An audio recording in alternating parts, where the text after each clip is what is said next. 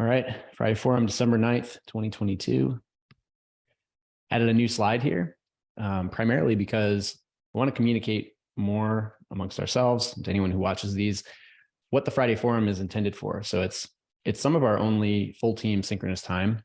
The goal is to celebrate recent achievements primarily. We want to hear from our members and our partners directly.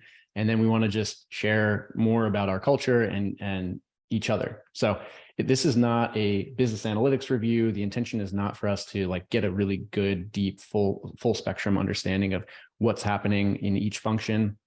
Occasionally we do those deep dives, but just to kind of level set, we are mostly thinking about the recent achievements surfaced so that we can all celebrate them. We are continuing to think about structures for meetings and meeting sort of coordination between individuals and also at the group scale to better understand those other elements of the business. So, analytics, async updates, we have these now. We have social connection outlets like comms chats and meetups and firesides. So just want to make that more clear. We're going to probably recap this slide every week just to keep us all aligned on what the information that we're sharing here on Friday Forum is all about. And on that note, recent achievements this week. So there's been a huge push on the product side to set up product vision for 2023. We're going to do a little sneak peek of that in this meeting, but just a lot has been going on behind the scenes there. We've learned a ton this year. We've made some big changes to organizational structure, and now we're turning our attention to next year. On the support side, we had 3 weeks over 90% happiness. I think this week was 96%. So just awesome work from the support team. We're at a record 3.9 day turnaround time for order fulfillment. Also really awesome. Obviously, it can't get too much better than that when you're moving atoms around. So this is really great.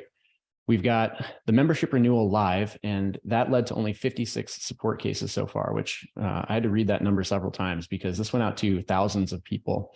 And the fact that we haven't seen a tremendous sort of blast to the support team is really good. It means that people kind of knew what to expect. It means that we communicated super well. Just a huge shout out to the team, including Sissy, for putting together the information so that support doesn't need to be the backboard to the extent that they could have been. And then autonomy, we're going to do a pilot kickoff there to see if we can get some more leverage out of the support system that we built. We've got all this content, we've got all this context. And so we're going to run a pilot with this autonomy group to see if we can scale our support team and sort of flex, especially during sort of big spikes. On the renewal campaign note, it's out there. We've got a number of cohorts going. So there are sort of different expectations based on the member history for an individual member. We're also running a few A/B tests with the content of the email.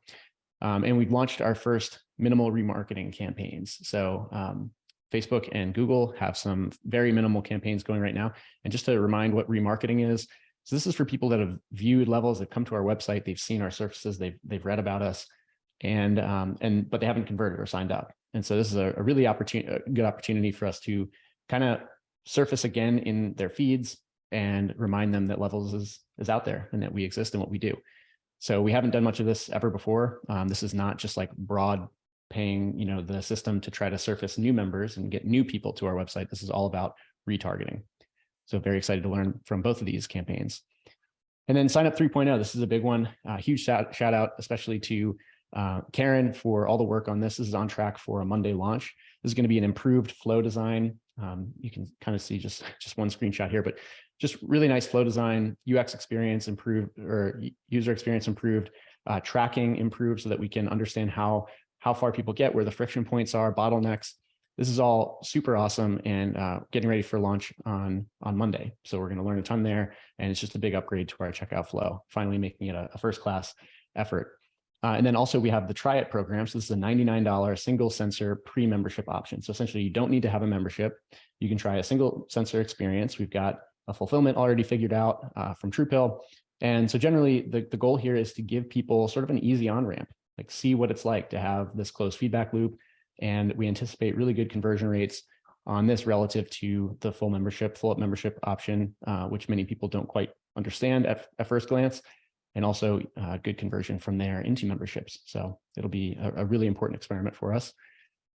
We've shifted the YouTube culture videos. We've talked about this, but we're splitting both the YouTube channels and the Whole New Level channel into our sort of inside the company content and our metabolic health content. So that's done. Levels Kitchen recipes compilation. You can see this up here. This is a really beautiful asset that is sort of the culmination of a lot of work that's gone into putting together glycemically friendly recipes that we've got kind of all throughout our various content surfaces. And so pulling this together into I think a single PDF asset is going to be a really nice way to share with our members some options that they may not otherwise know, or just kind of a single point. It's great. Homepage 2.0. So this project's kicked off. This is going to kind of sync with the sign up flow 3.0. So the goal here is to kind of refresh all of the product education and messaging from a clean slate. So thinking again about the story arc, what is someone who landed on our website looking for to better understand what we're offering and sort of why they might be interested in it.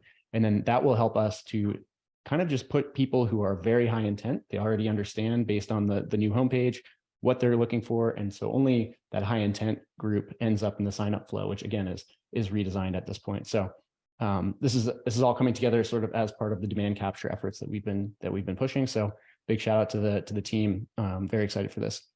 We had a record 284,000, approaching 300,000 monthly page views on the blog.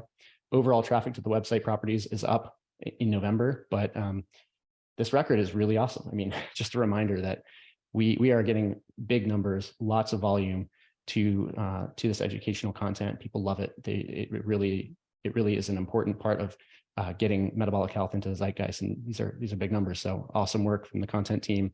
They're also working on product marketing. So we're doing that pilot with 5 articles to better message what Levels is. And this is all kind of coming together into, again, a push on helping people recognize how this could fit into their lives.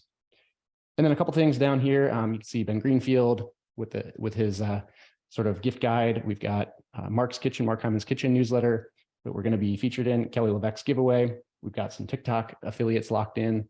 Lauren was on the second UK podcast, Escape Limits. Casey was on Healthier Together down here, which we had a huge boost in followers. And then I keynoted a sort of segment at the Army Applications Laboratory about biological observability yesterday, which was very well received. And we've got some other great stuff going on. A lot of love on Twitter and some UGC from Serious Keto, Flav City, Kevin Jubal. Awesome stuff. All right. I want to welcome, Dr. Sylwester. So Dr. Sylwester is a Levels member, functional medicine physician. She went to Vanderbilt. She's got an amazing perspective on just how people are living their lives and how metabolic health matters to long-term health and longevity and health span. And really appreciate Dr. Sylwester joining us this morning. I would love to just pass it over to you and hear some of your thoughts on what you're excited about for the future of metabolic health and how people can sort of take ownership and take control and be empowered to live healthier every day. Okay, hopefully you can hear me. Okay, good, perfect. So a little bit about about me. I'm traditionally trained, obviously went to Vanderbilt, pretty arrogant medical institution. Anyway, so practiced as a traditional physician for about 25 years, but I shifted about 10 years ago. I had become really disillusioned with traditional medicine in terms of its approach to certainly preventative health, but even the treatment of disease. And so I switched to a more holistic model, functional medicine model, but my particular practice is very metabolically based. So very food-based, very lifestyle-based. And I firmly believe after 10 years of doing this kind of work that it's by far the most powerful way to shift health for patients. And I do see my job to a large extent to be empowering patients really to take control of their own health.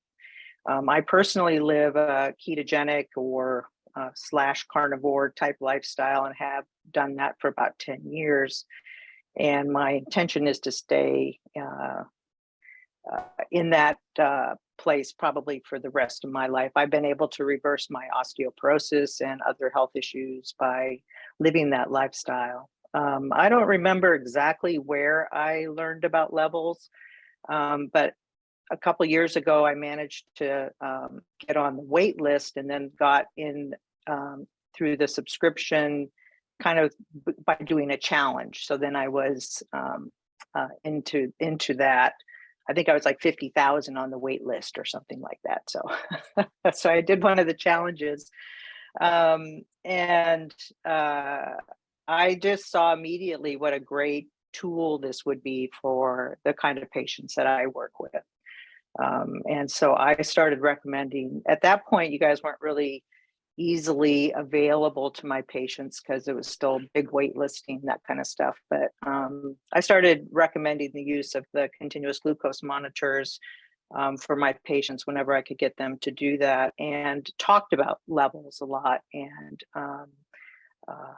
then used it myself, so that even though I live a low carb lifestyle, I was able to even dial in my own metabolic health by using that. So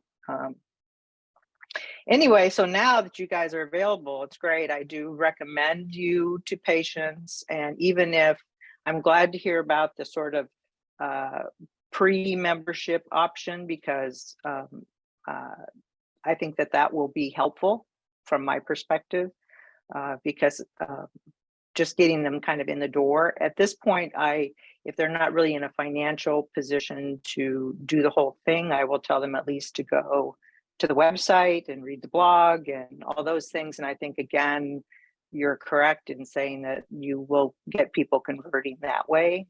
So I'm very excited about your product and all your support for patients. Those are exactly the kind of patients that I am working with.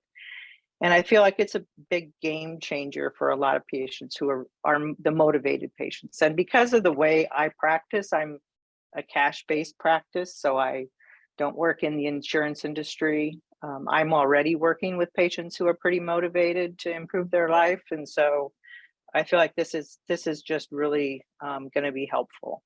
And then along the way, I also became kind of a small-time investor in your company. So I'm excited for that. And I know that one of your goals is to try to make it more affordable. And I agree with that. Like I said, I think that that is a barrier to some people. So all the things that you can do to kind of give people an opportunity to try it. Like when I talk to patients about it, I'm like, just do it for a month, just do it for a month, then people get hooked on it. But you have to kind of get them that first step.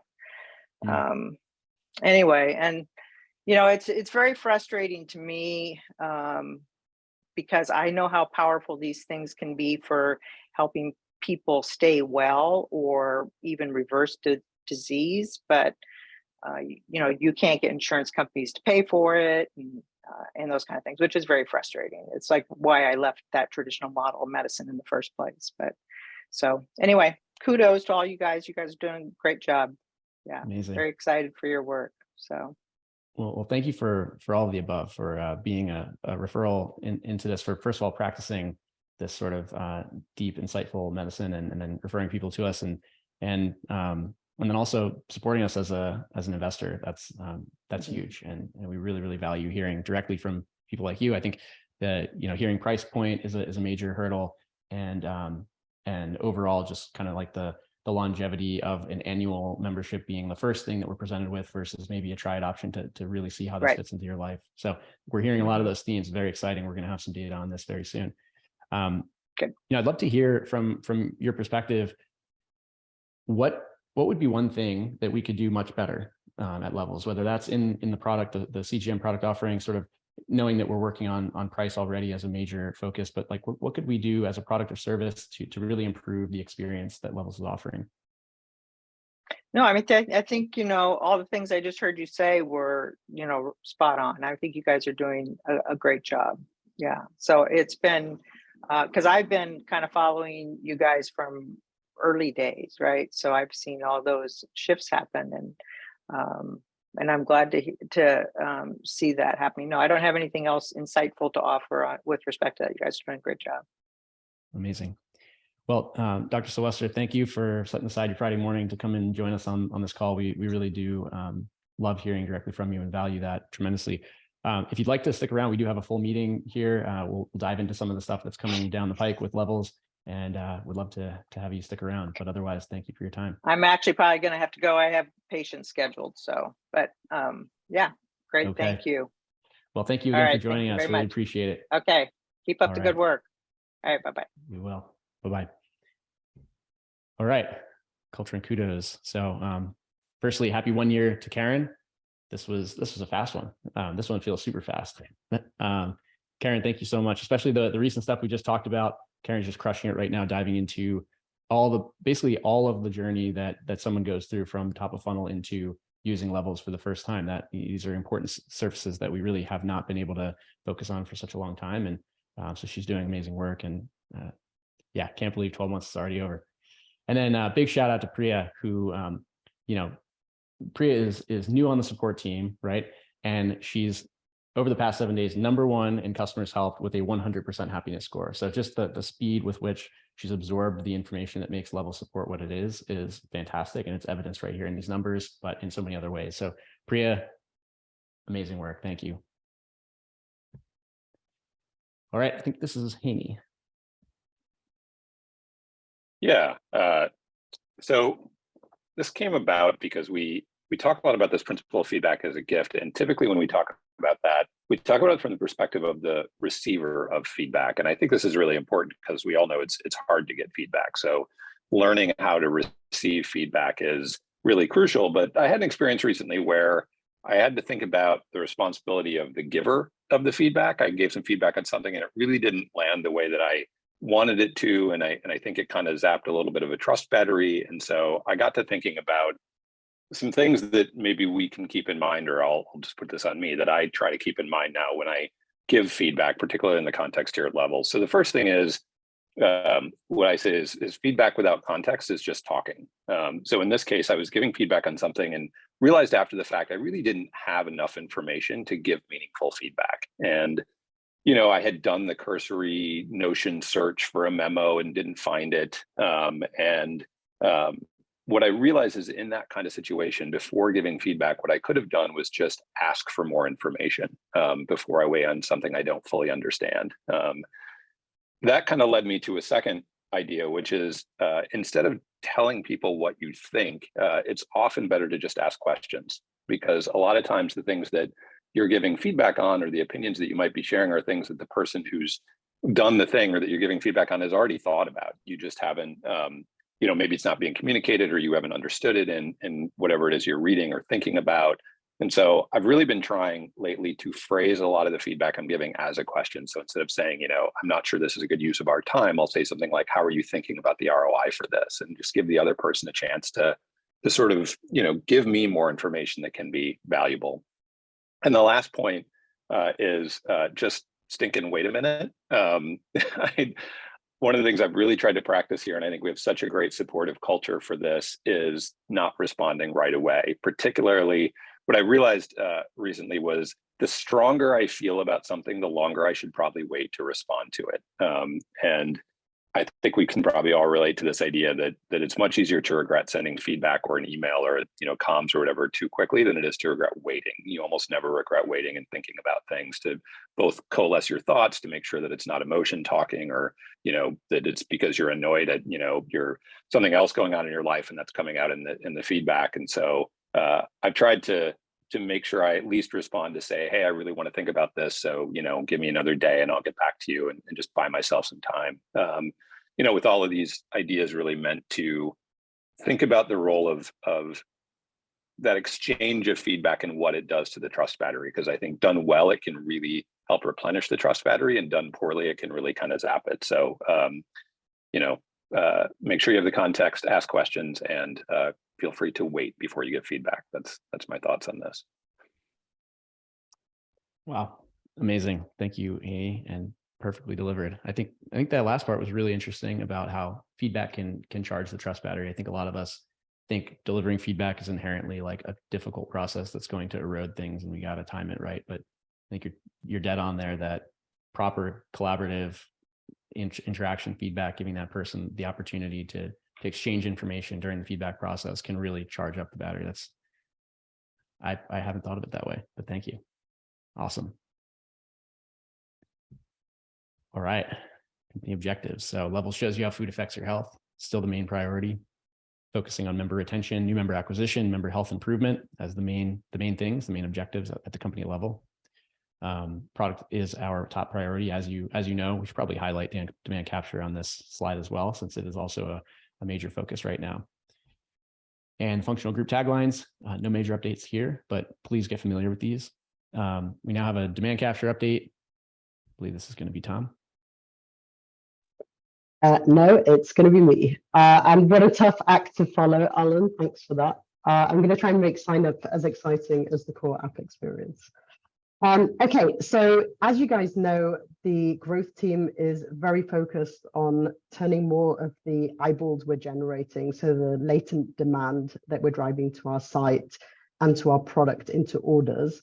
And one of the highest leverage initiatives that we've identified for us to focus on for the next quarter or two is to really think about how we can optimize our sign-up experience. And you'll notice that I refer to it as sign up now, and I'll talk a little bit more to that in a second. So for those of you who haven't read the memo, this is what was previously referred to as checkout. So I'm going to quickly do a quick recap of how we ended up where we are today and talk a little bit about our objectives going forwards. And then I'm going to share some of the insights that we've uncovered in the past few weeks from our users and digging into the data. And I'm also going to share the high-level game plan for us to improve the status quo and like some of the tactics that we plan to deploy to that effect. And all of this, the timing of this is really related to the fact that we're actually looking to release our first version of the new sign-up experience. So we're calling this Sign Up 3.0 at the beginning of next week. So this is all still a little bit static. I don't have any fancy demos to show today. But next week, I'll post a demo of that end-to-end experience so that everybody can see it in real life. Next slide, please. All right, so how did we get to where we are today? So I don't actually know what Sign Up 1.0 looked like or what Checkout 1.0 looked like because I wasn't here then. But this is I guess my take on everything that's happened since US liftoff in July this year. So when we sprinted to liftoff, we knew that we had to improve the sign-up experience. And at the time, we called it checkout because I think we were very focused on the fact that this was quite a transactional part of the user journey relative to all the other things that our members do once they're interacting with our core product. And we really didn't spend very much time on designing this. So we had limited product design and engineering investment since that initial liftoff release. And in fact, I think the only major change we made is that we moved email capture to the first step in the sign-up flow. And we actually learned that that has reduced in a 50% churn of people just on that very first step, because we're asking them very early in the journey to give us a lot of information up front. And that's clearly been causing us some problems. So we kind of averaging around 4% conversion rate, and we're measuring that as the point in time where a user hits the first step in the sign-up experience. So if you imagine on our website, they click on Join Levels. The immediate step after that, which is currently this one in the screenshot, that is give me your email, is the first step in that experience. And then we go all the way through to them giving us their card, paying for levels, and setting their password. So that is what that current conversion rate relates to. Next slide, please. All right, so 3% is objectively speaking, or 3 to 4% is objectively speaking not great. It's actually really hard to benchmark what your sign-up conversion rate should be like on an individual company basis. So I think at the extreme end of the spectrum, some SaaS companies who are post product market fit can see conversion rates as high as like 70 to 80%. But obviously we're in a very different game to those people, and we're at a very different stage. So it's completely unrealistic for us at this point in our journey to target that kind of conversion rate. And in fact, we're a consumer business. We have a product with a very high price point, at least for the time being. And the decision-making like overhead for people to decide whether they want to do something like levels or not is just much greater than it is to sign up for a freemium plan on a SaaS experience. However, with all of that being said, we think that for the time being, if we got to 10% conversion rate at some point in the not too distant future, that would be a good place for us to be. And for the time being, we want to target 6% by the end of Q1 2023, which is like a 1.5x increase on our current orders. So to put that into perspective, you know, we don't really have to do that much. And I'm kind of playing down all of the product work that has to be done between now and then. But we already have all of this traffic coming to our website and to our sign-up flow. So what we really have to do at this point is just double down on making the experience great, on really improving our positioning. And that's why this is such low-hanging fruit for us, and why we're going to put a lot of effort into improving it in the next quarter. Next slide, please. Okay, so how are we identifying opportunities to improve? This has been an ongoing effort, and actually lots of people on the team and also from the support team have been chipping in to help us come up with a huge list of member feedback. We've looked at support tickets, we've recorded people as they're actually going through the sign-up flow and asked them what they're thinking and what their concerns are at every point in the journey. And from that, we identified 6 high-level sort of categories of friction, if you like. So the first category of friction is that a lot of the traffic we're sending to the sign-up flow today is ice cold. So we're kind of, you know, sending people from various referral surfaces. So it could be partner landing pages, it could be our homepage, it could be links in emails or all kinds of other places where we might be trying to drive traffic to sign up to levels. But those people haven't necessarily been primed. They might have heard about levels, they might have signed up for a newsletter at some point, but they don't actually understand what the product does, how much it costs, how it works, who it's for, what it's going to do for them if they make that investment. And that creates a situation where a lot of people are literally landing on that first step that you saw at the beginning, where we're asking people for their email, and they have no idea why they should give us their email, candidly, right? So one of the first things that we need to improve is the quality of the traffic that we're actually sending to the sign-up flow in the first place. The next area that is very prevalent is that people have a ton of questions by the time they get there. So people are genuinely confused about how a CGM will fit into their life. A lot of people have never worn one before. And I think now that we're kind of past that initial very early adopter audience, and we're seeing that our distribution of members is moving much more towards the mass market, we can't assume that people are already familiar with CGMs and can kind of understand how it's going to fit into their life. So we're finding that people have a ton of questions that are not addressed at any time before they get here. And that's something that I'll talk about in a little while, how we're going to work towards improving that. But you can already see in the next iteration of sign up going out next week that we're trying to address some of those really high level concerns by just making some minor tweaks to our positioning and the strings that we're presenting in the flow. And another big theme is distrust. So if you look at the quality of the execution and the sort of love that's gone into building the core product experience, and you compare that side by side with what people see when they land on sign up, which is actually the first part of the product experience that they ever see in most cases. There's a huge disparity there. And what that means is that we've actually had people saying things like, am I still on levels? Or, is this spam? Am I getting like scammed here?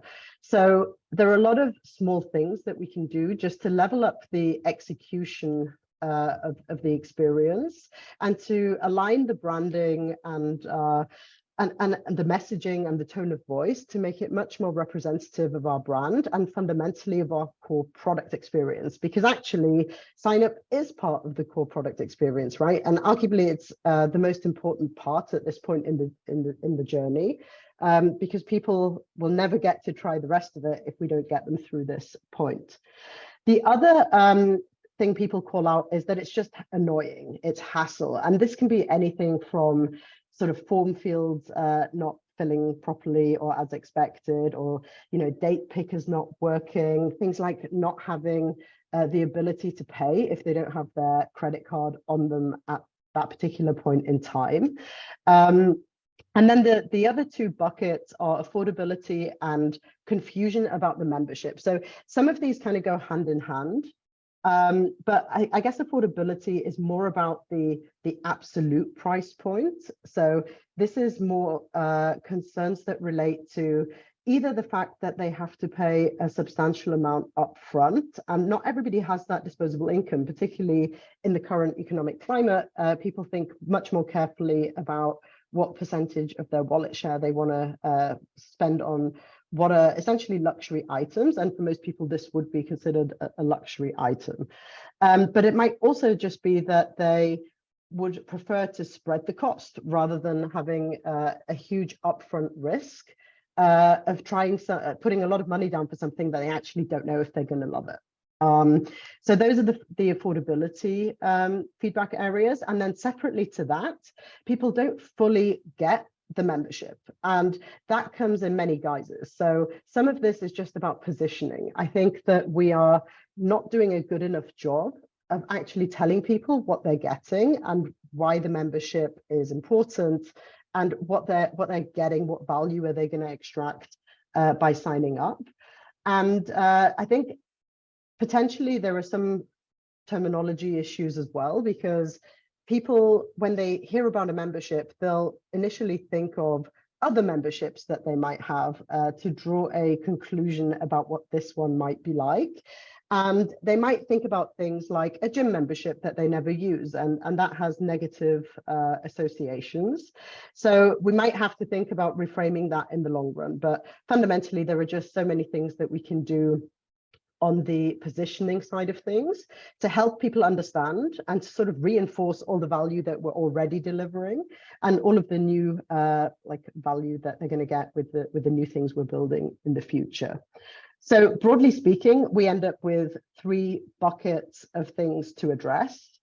The first is pitch and nurture. So that's the initial pitch, but also everything else from a touch point perspective that we do with users before they become a member. So it could be via email or other touch points. UX and design, and then business model and pricing. Next slide, please. So what's the game plan? We have, from these 3 buckets, identified a bunch of tactics and individual initiatives, which you can actually look up in the demand capture roadmap. So all of this is transparent and visible for everybody. And actually, we really encourage you, if you get feedback from members on support or from friends and family who are trying levels that relates to this, to actually add your ideas to that roadmap. The more data we can collect, the more progress we can make faster. And I just want to call out a few examples. I'm not going to go into all of these, but a few things that we're addressing on the UX and design side of things, like making the sign-up flow responsive. So obviously it's a web experience at the moment, but it isn't responsive at all. So it looks the same if you look at it on mobile as it does on desktop. And that alone sort of puts people, it makes them feel uncomfortable, right? Like they get this uneasy feeling like it just hasn't been designed properly. So responsive design is actually something that's shipping in the initial release. And we've also made the decision to delay email capture. So that's now the very last step at the actual checkout stage when we ask the customer to pay. And that's because even though it's great to get emails for retargeting purposes, for example, so that we can send an abandoned cart email and encourage people to try again, it's actually not a great user experience. And we have lots of other surfaces that are much better placed to focus on capturing people's email than the sign up. Sign up is the place where the only goal should be to help the user make a product choice that's right for them and to get them to convert. And then some other things that aren't shipping in this release on the UX and design front are things like express checkout. So this is things like Apple Pay. So if somebody doesn't have their card on them, we don't lose them in that moment. They can make a payment quickly. Things like logging in with Google, so they don't have to create or remember their account details every single time. And we're probably also going to implement a live chat feature for the time being. That's not something that we'd want to have long term, but it's a really effective way of capturing all of the concerns that people have at each step in the flow, just to allow us to iterate through potential solutions faster. And on the pitch and nurture side, I think Josh already mentioned this at the beginning, but we're going to be running some experiments with the homepage. So this is all about priming people so that the traffic that actually hits the sign-up flow is better or of better quality. And we're going to be doing that by A/B testing new versions of the homepage with lots of new sections that include things like explaining how it works, what are the features and benefits of the app, starting to think a little bit more about prioritizing the software, which is our product, over sensors, which is actually just an enabler for our product at this point in time.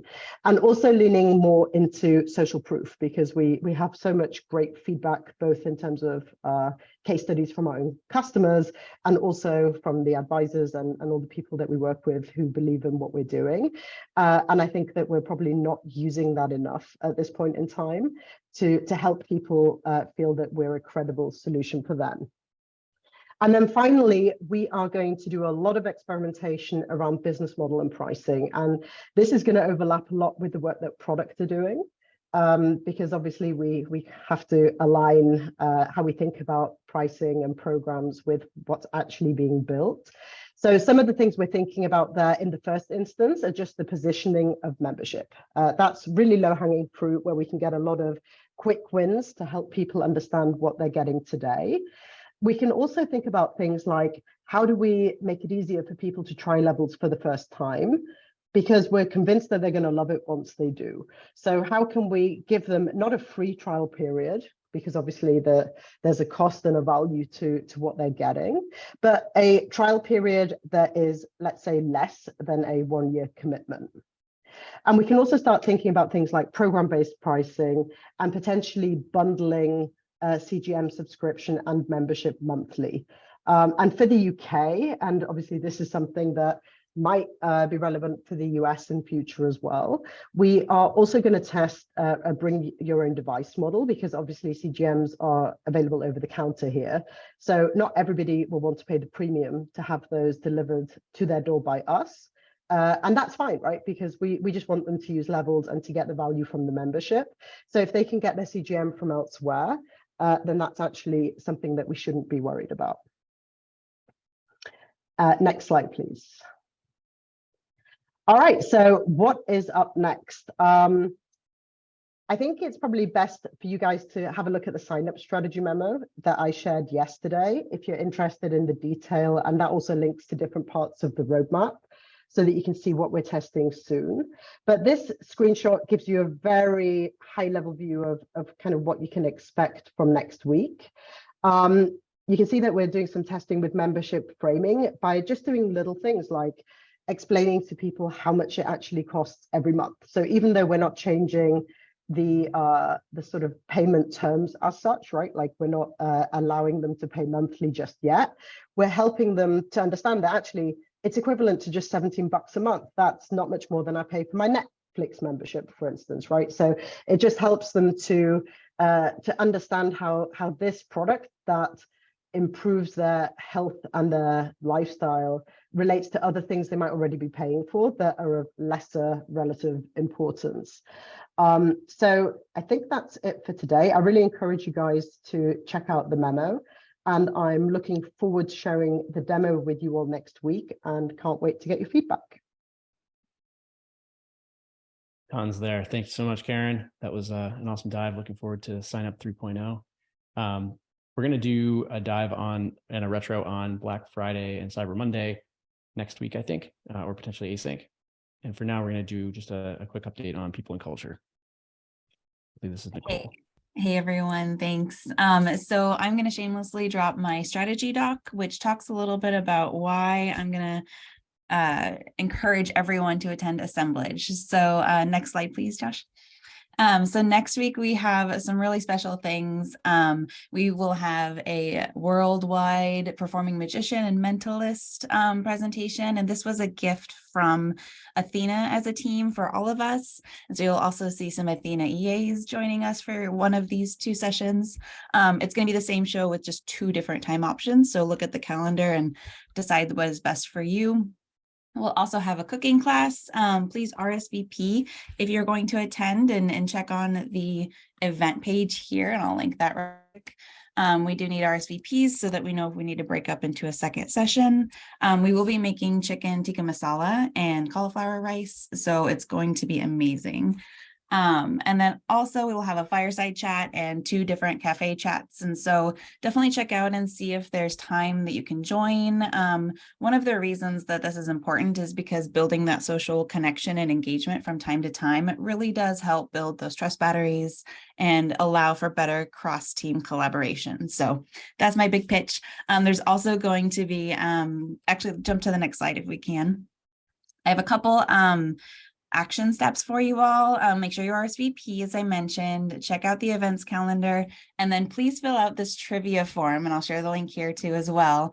The more participation we have, the better. It's coming together very nicely, and there will be prizes for the winners. There's going to be a Notion scoreboard so that we can keep track of everything. It's definitely an honor system, but it should be really fun, and we'll announce that next Friday after a forum, midday Friday Pacific time. So please come if you can, and we'll see you all next week. Thank you. Awesome. Thank you, Nicole. Looking forward to it. Hiring updates. No major updates right now on new additions to the team. Open recs on software and R&D generally, and the general information at levels.link/careers. If you're interested, someone you know, forward that along. Love to hear from you. All right. We are a little bit over here, but that was an extremely dense Friday forum with a lot of information exchange, which we really needed. So we'll skip the personal contributions. Everyone have a great weekend. Thanks to those of you that did huge presentations today. It was awesome, and tons of stuff queued up. Excited to wrap out December and hit 2023.